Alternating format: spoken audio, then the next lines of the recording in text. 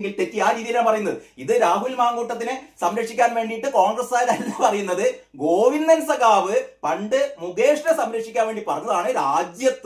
രാജ്യത്ത് 16 MP-മാരും 135 MLA-മാരും സ്ത്രീകൾക്കെതിരായ ഇത്തരത്തിലുള്ള കൃത്യങ്ങളിൽ കുറ്റാരോപിതരാണ്.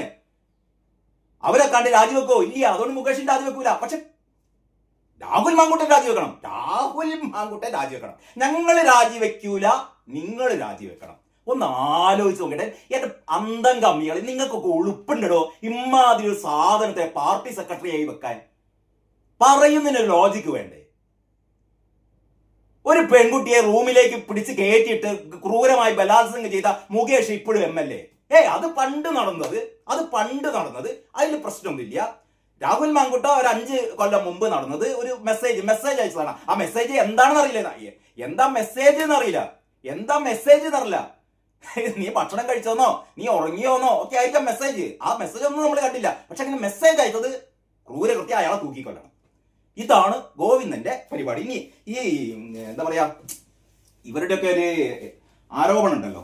ഈ ആരോപണം എത്രമാത്രം ജെന്യൂൻ ആണ് എന്നുള്ളത് അറിയണമെങ്കിൽ, അല്ലെങ്കിൽ ഇവർ ഉന്നയിച്ച ആരോപണം അതുകൂടി ഒന്ന് കേൾക്കണേ. നേരത്തെ ആർഷവന്റെ സംഭവമാണ് കേട്ടത്. ആർഷവന്റെ സംഭവം ഇനിയും കേൾക്കേണ്ട കാര്യമില്ലല്ലോ. വെറുതെ ഒന്നുകൂടി.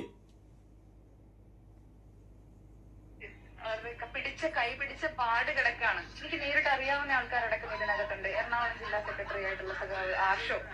സഖാവ് എന്ന് വിളിക്കാൻ എനിക്ക്